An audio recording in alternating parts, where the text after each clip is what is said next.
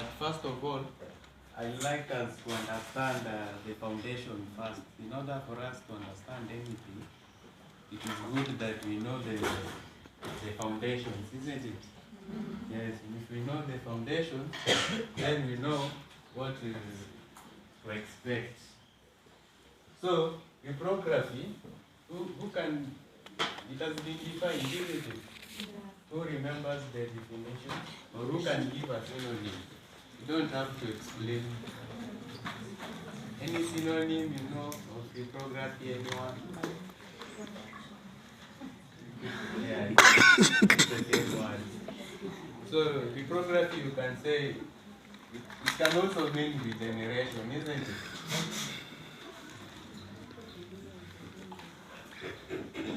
And for us to understand this subject, we need to go back to history.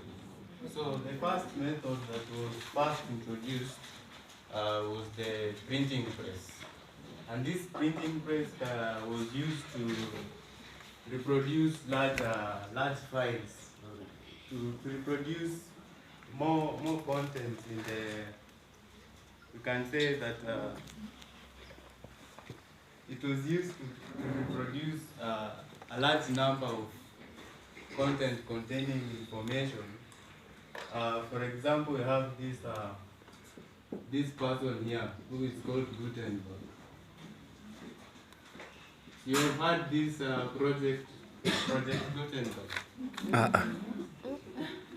So this person is from Germany, and apparently the first information to be reproduced was the Bible, and it was in Germany.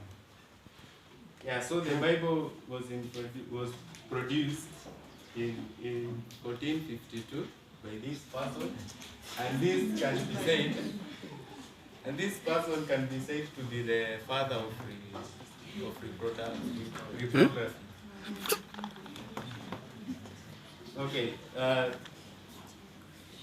The other ancient method that was used to reproduce documents was used in Korea in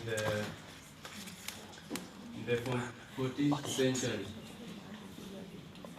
So the major characteristics of this method was that they used the wood printing method, whereby they could carve the images on, let's say, a block of wood, and then they would use that wood to press against an ink and then to a flat surface.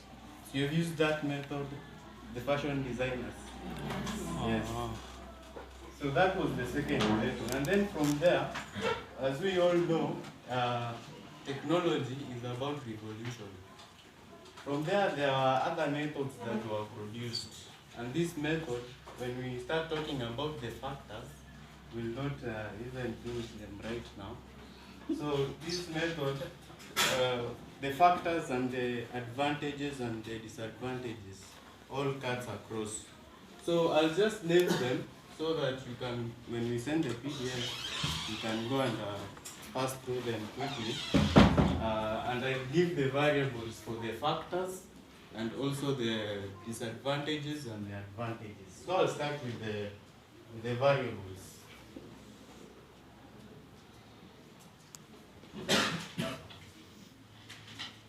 So the first variable is the cost. So when you talk about the cost, you can then be able to think for yourself and come up with an advantage or a disadvantage or a factor, isn't it? It is easy this way because you have the pointer. It will point you to the right direction. And the other one is the number of copies.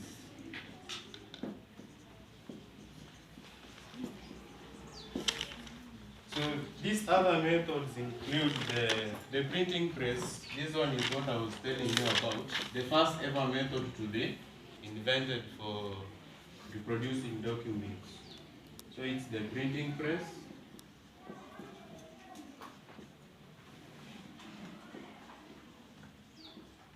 And this one, its main characteristics, this one, the ones that were used in the Asian countries, not necessarily the Koreans only, but also in China and India, the Oriental countries in short.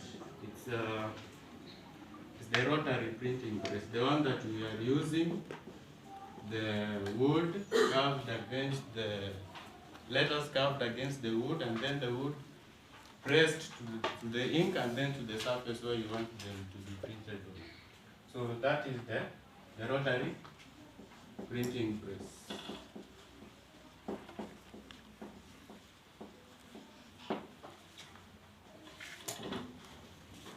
So these other methods include, now from these two main methods, other methods evolved. We are talking about technology, so it's about evolution. So the other methods is the ditto machine,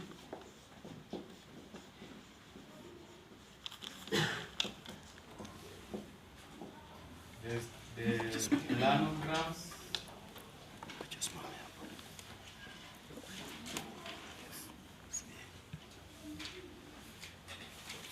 carbon copy, and the ink duplication.